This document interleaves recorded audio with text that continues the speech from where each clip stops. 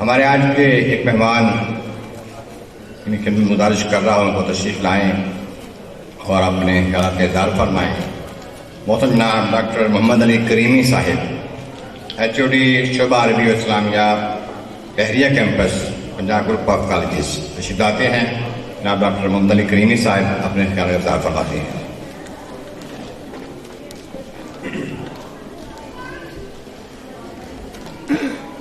بسم اللہ الرحمن الرحیم، الحمد للہ الذی وحدہ والصلاة والسلام علی من لا نبی بعدہ، اما بعد فاعوذ باللہ من الشیطان الرجیم، بسم اللہ الرحمن الرحیم، قل هل يستوي الذين يعلمون والذين لا يعلمون، صدق اللہ العظیم۔ الصلاة والسلام علیک یا سیدی یا رسول اللہ وعلی آلک و اصحابک یا سیدی یا حبیب اللہ۔ درس قرآن گر ہم نے نہ بلایا ہوتا، درس قرآن گر ہم نے نہ بلایا ہوتا، یہ زمانہ نہ زمانے نے دکھایا ہوتا۔ معزز و محترم سامعین و سامعات ذوی الاحتشام، اللہ رب العزت کا کروڑہا احسان عظیم ہے جس نے 21 عظیم الشان سالانہ جلسہ تقسیم و اسناد اور دستار فضیلت میں ہمیں شرکت کی سعادتیں عطا کی۔ میں ہدیہ تبریک پیش کرتا ہوں لائق صد احترام حضرت علامہ مولانا مفتی بشیر احمد نقشبندی مجددی صاحب زیدہ مجدہ، جن کی دیرینہ کوششوں کے ساتھ اور بالخصوص وارث فیوزات لاسانی پروردہ نگاہ نقش لاسانی حضرت پیر سید محمد ظفر اقبال عابد شاہ صاحب دامت برکاتہم العالیہ، جن کی سرپرستی میں یہ ادارہ تعلیمات قرآن پاکستان بڑی کامیابی کے ساتھ قرآن مجید کی تعلیم کے زیور سے لوگوں کو فیض یاب کر رہا ہے۔ گرامی کا حضرات، اللہ تبارک و تعالی نے قرآن مجید فرقان حمید میں ارشاد فرمایا، قل هل يستوي الذين يعلمون والذين لا يعلمون۔ پیارے محبوب صلی اللہ علیہ وسلم فرما دیجئے، کیا جاننے والے اور نہ جاننے والے آپس میں برابر ہو سکتے ہیں؟ یہ استفہام انکاری ہے جس کا ایک ہی جواب ہے، اللہ نے جن کو علم کی دولت عطا کی یقیناً ان کا درجہ باقی لوگوں سے اونچا ہے۔ اب علم کیا ہے؟ آج بہت سی درسگاہوں پر یہ لکھا ہوتا ہے، طلب العلم فریضۃ علی کل مسلم، علم حاصل کرنا ہر مسلمان پہ فرض ہے، لیکن ان اداروں میں فنون پڑھائے جاتے ہیں۔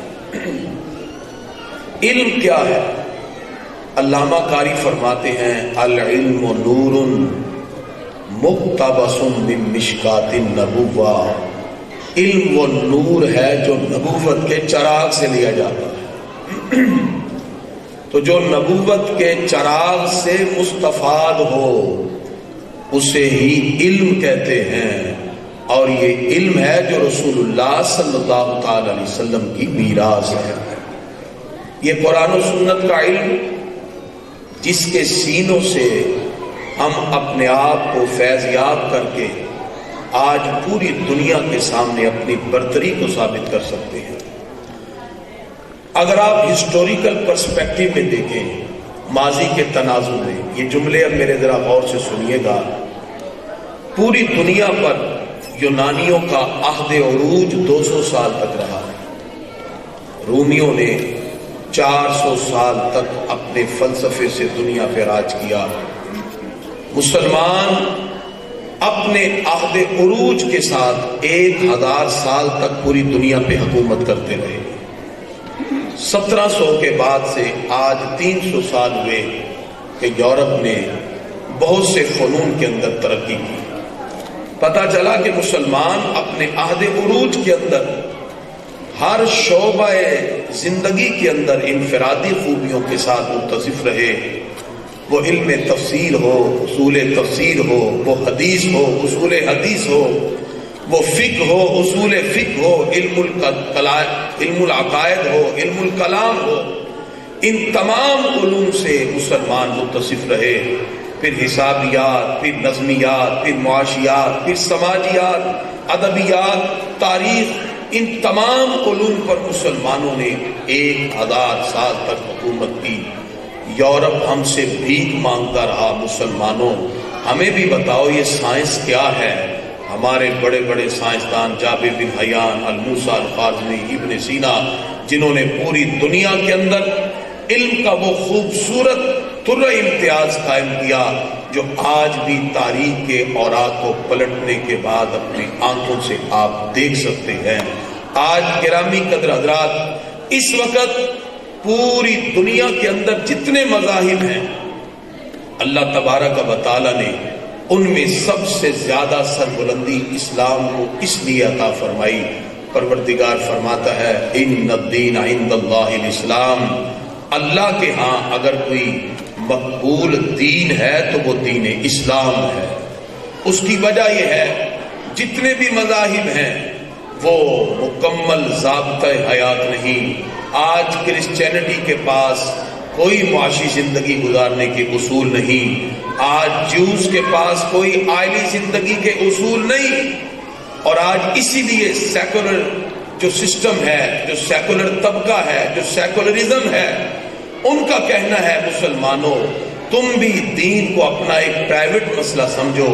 اپنی بنیادیں دور کی تحقیقات کے مطابق عقل پہ رکھو اور عقل کی بنیاد پر نت نئی تحقیقات کرتے ہوئے پرانے علوم کو چھوڑ دو. ہم ان کو ایک ہی جواب دیتے ہیں تمہارے جتنے مذاہب ہیں وہ کمپلیٹ کوڈ آف لائف نہیں ہے. ہم اس دین کو ماننے والے ہیں جس کے بارے میں اللہ فرماتا ہے الیوم اکملت لکم دینکم واتممت علیکم نعمتی ورضیت لکم الاسلام دینا. اللہ فرماتا ہے ہم نے دین مکمل کر دیا اور تمہارے لیے نعمتیں تمام کرتے ہوئے اسلام کو بطور دین تمہارے لیے پسند فرما دیا ہے. آج یورپ کے پاس، ویسٹ کے پاس کوئی معاشی زندگی کے قوانین نہیں، انہوں نے خود بنائے. ہم اسلام کو ماننے والے ہیں. یہودیوں میں افراط ہے، سختی ہے. عیسائیت میں تفریط ہے، نرمی ہے. اللہ تبارک و تعالی نے افراط و تفریط کے درمیان انسان کی نیچر اور فطرت کے تقاضوں کے مطابق ہمیں رسول اللہ صلی اللہ علیہ وسلم کا دین عطا فرمایا ہے. دین اسلام افراط و تفریط سے پاک ہے اور یہ وہ دین ہے جس کے اندر زندگی کے ہر شعبے کے مسئلے کو ذکر کیا گیا. ہم سیکولرزم کو جواب دیتے ہیں کہ ہم اپنی عقلیات اور کوالیٹیٹیو اور کوانٹیٹیو ریسرچ پہ بنیاد نہیں رکھتے. یہ ساری چیزیں انسان کی عقل سے بنی ہیں اور ہم تو اس نبی کی شریعت کو ماننے والے ہیں جس شریعت میں یہ بھی لکھا ہے اگر ایک بیٹی سے نکاح کے وقت پوچھا جائے بیٹا آپ کا فلاں سے نکاح کیا، وہ بیٹی جواب نہ ہاں دیتی ہے نہ بلکہ رو دیتی ہے. اس شریعت نے یہ بھی بتایا اس بیٹی کے آنسو چیک کیے جائیں، اگر ٹھنڈے ہیں تو ہاں ہے، اگر گرم ہے تو نہ ہے. جس شریعت میں ایک بیٹی کے بہتے ہوئے آنسوؤں کے جذبات کی بھی لاج رکھی جائے، جس پر کتب لکھی جائیں اور ان کے جذبات کا احترام کرتے ہوئے ان کو معاشرے میں جینے کا تصور دیا جائے، جہاں مابین حقوق کی بات ہو، وہ دین اسلام ہے. ان الدین عند اللہ الاسلام. اللہ فرماتا ہے کمپلیٹ کوڈ آف لائف اور اللہ کا پسندیدہ دین اگر کوئی ہے تو وہ دین اسلام ہے. آج الہادیت کی بڑھتی ہوئی یہ فکر نے نوجوانوں کو فکری طور پر اعتقادی طور پہ کمزور کیا. آج یونیورسٹی کا اسٹوڈنٹ فخر سے کہتا ہے I am atheist, I am not believe on اللہ، نعوذ باللہ. آج رب قدوس کی ذات سے اس کا وہ اعتقاد اٹھتا جا رہا ہے جب وہ نت نئے ایکسپیریمنٹ کر رہا ہے. اور میں یہ بات اس لیے واضح کرنا چاہتا ہوں اور ہدیہ تبریک پیش کرتا ہوں ادارہ تعلیمات قرآن پاکستان کو کہ جنہوں نے خط و کتابت کے ذریعے گھروں میں بیٹھی ہوئی مائیں، بہنیں، بیٹیاں اور وہ افراد جو کسی نہ کسی مشاغل کی وجہ سے مصروف ہیں، دین کے لیے باقاعدہ وقت نہیں نکال سکتے، وہ گھروں میں بیٹھ کر قرآن کی تعلیم کے زیور سے آراستہ ہوتے ہیں اور کنز العرفان کے نام سے ترجمۃ القرآن، تعلیمات شریعت اسلامیہ کے اعتبار سے جو کتابیں مدون کی گئیں اور لوگوں کے دلوں میں اسلام کی عظمتوں کو اجاگر کرنے کے لیے جو کوششیں کی جا رہی ہیں، اللہ رب العزت کی بارگاہ میں دعا ہے اللہ اس ادارہ تعلیمات قرآن سے جتنے لوگ وابستہ ہیں اللہ سب کو دارین کی نعمتیں عطا فرمائے. آج کے اس پرفتن دور میں بڑھتی ہوئی اس بے راہ روی کے سامنے ہم نے کیسے کھڑا ہونا ہے؟ علامہ اقبال کہتے ہیں کہ میں نے فلسفہ میں پی ایچ ڈی کی اور یورپ میں جا کے کی. تہجد کے وقت اٹھ کے بھی جس وقت آپ وضو کر کے تہجد پڑھ رہے تھے کسی نے پوچھا اقبال تمہاری امی تو نہیں دیکھ رہی، یہ سیالکوٹ تو نہیں ہے، یہ تو لندن کی یخ بستہ سردی کی راتیں ہیں، تو آپ یہاں بھی تہجد نہیں قضا کر رہے؟ اقبال نے کہا خیرہ نہ کر سکا مجھے جلوہ دانش فرنگ، سرما تھا میری آنکھ میں خاک مدینہ و نجف، کہ میری آنکھوں میں سرکار کی محبت کا سرما تھا. جب علامہ اقبال لوٹ کے آئے تو ایک فکر ہمیں دی اور امت مسلمہ کو ایک پیغام دیا. علامہ فرماتے ہیں نہ کر اندازہ افرنگ کا اس کتاب ناکی سے.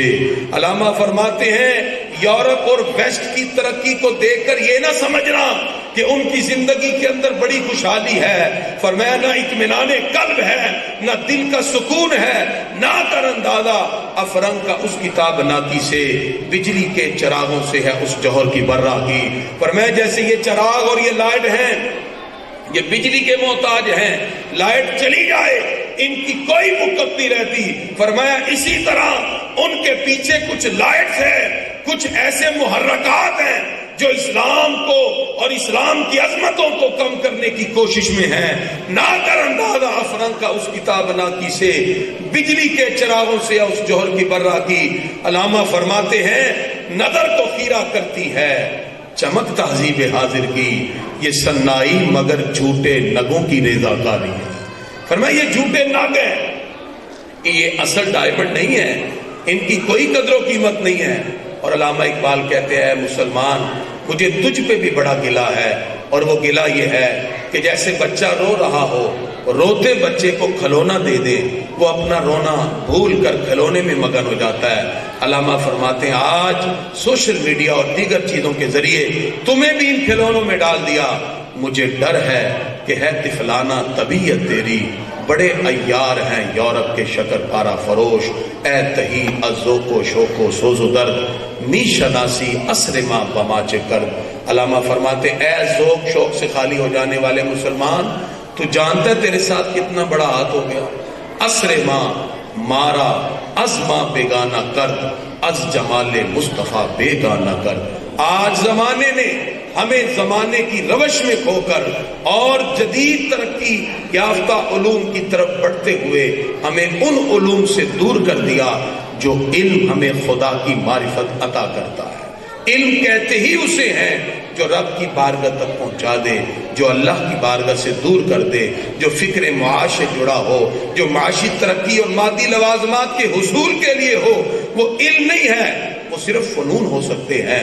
علم وہی ہیں جن کا تانا بانا مکین گنبد خضرا سے جا کے جڑ جاتا ہے. آئیے آج اس کانفرنس کے اندر، آج جلسہ تقسیم و اسناد اور دستار فضیلت کے اس پاکیزہ ماحول میں ہم اس بات کا عزم سمیم کریں جس طرح مفتی بشیر احمد نقشبندی مجددی صاحب اور پیر سید محمد ظفر اقبال آبی شاہ صاحب کی سرپرستی میں یہ سلسلہ اور کارواں لے کے چل رہے ہیں، پورے ملک کے اندر ہر جگہ پر قرآن کی تعلیمات کے زیور سے افراد کو سیراب کر رہے ہیں۔ آئیے ہم بھی ان کے دست و بازو بنے اور اس بات کا عزم سمیم کریں، قرآن کی تعلیم کے زیور سے آراستہ کرنے کے لیے ہم بھی نگر نگر گلی گلی اس پیغام کو عام کرتے جائیں۔ میرے ہاتھ میں تھا جب تک میرے مصطفیٰ کا دامن، میرے پاؤں چومتی تھی یہی گردش زمانہ۔ اے آنکھ اشک بار ذرا دیکھ تو صحیح، یہ جو گھر جل رہا ہے کہیں تیرا گھر نہ ہو۔ اس مؤثر انداز میں محترم قرآن جناب محمد علی کریمی صاحب جانے خیال فرما رہے تھے۔ اب یہ اپنا اپنا ظرف ہے، اپنا اپنا ذہن ہے، دماغ ہے کہ ہم کتنا قبول کرتے ہیں ایسی قیمتی باتوں کو اور کس طرح اس پر عمل کرتے ہیں۔